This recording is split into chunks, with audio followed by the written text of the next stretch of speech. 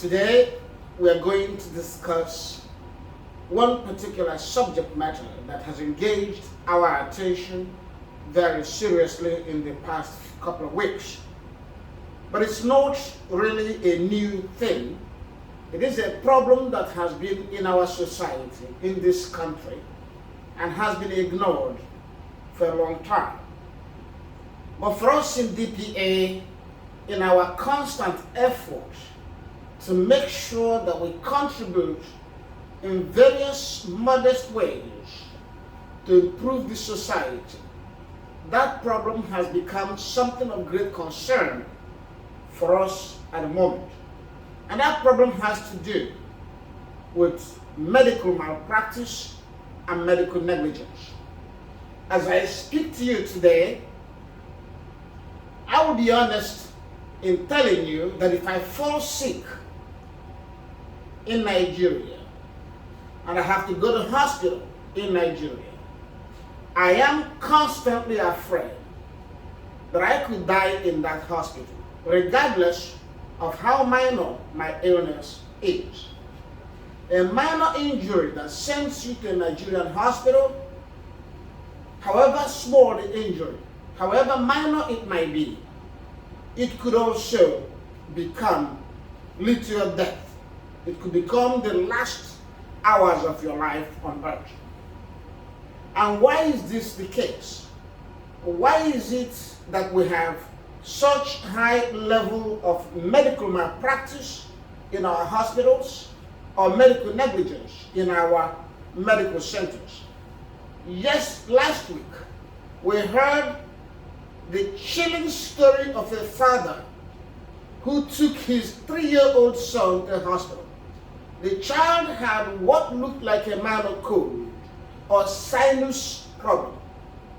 They took this child to the hospital, they prescribed medication, they bought the medication and handed them over to the nurse in the hospital. The following morning, a nurse came, as if that nurse was on a mission. She injected this medication into the child and the child died instantly. According to the man, the child was dead even before the nurse drew the syringes out of the child's skin. It's very pathetic, and it happened here in Lagos. The father and the mother were shocked.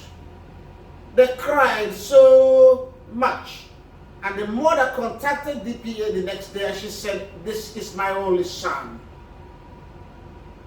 And the father as well was devastated.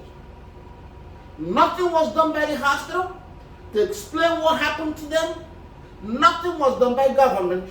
Indeed, the man was warned to keep quiet. That's one case. There was another case of a man, and this was reported on Vanguard.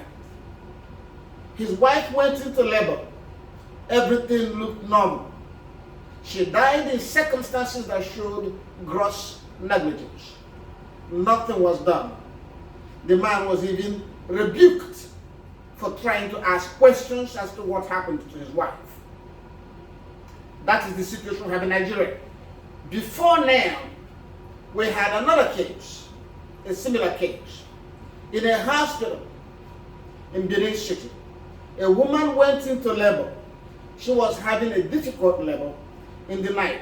All the medical staff of that center went to pray at an adjacent church, and they said they were on a vigil, night vigil. In a hospital, all staff went for a night vigil to pray. And they left a pregnant woman in the care of an inexperienced nurse. And it led to the woman dying. And this case came to DPA as well. So many such cases are coming to us, and we know the majority of them don't come to us. Only less than 1% of these cases come to DPA. So from the cases that come to us, we can estimate that thousands of Nigerians are dying on daily basis, so weekly basis, due to medical malpractice or medical negligence. Why did we get here? All kind of excuses could be made, all sorts of explanations could be made, but one thing is that we need to do something to stop it. What we want to hear is what measure is being taken to stop this menace. Not what caused it, because of course we have heard all absurd excuses, including those who will tell you it is in the hand of God. You won't bring back the dead. Leave it to God, as the wish of God. If you don't do something when this sort of negligence occurs, the consequence is that more will occur. If we all keep quiet when hospitals due to negligence kill people, what is going to happen is we will have more and more such tragic cases. It is high time that we began to ask questions. So in DPA, among all the challenges we face, we've decided to take on headlong the issue of medical malpractice and medical negligence. You will understand that DPA started its work first against police brutality. We made police brutality and abuse of rights our business, something we had to fight. We extended that to the issue of domestic violence.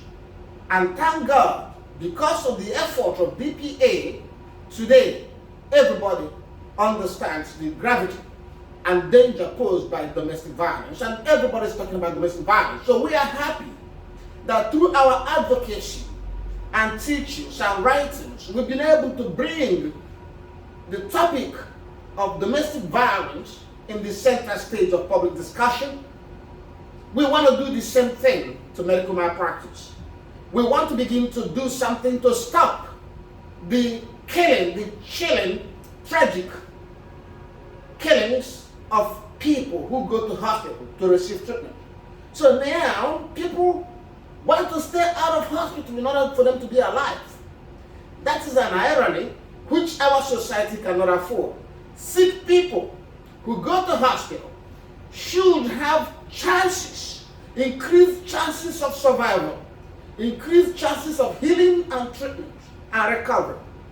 Unfortunately, as it is today, when you go to the hospital, you have increased chances of dying in the hands of hospital staff, nurses and doctors due to negligence and malpractice. So DPA will be looking into these cases.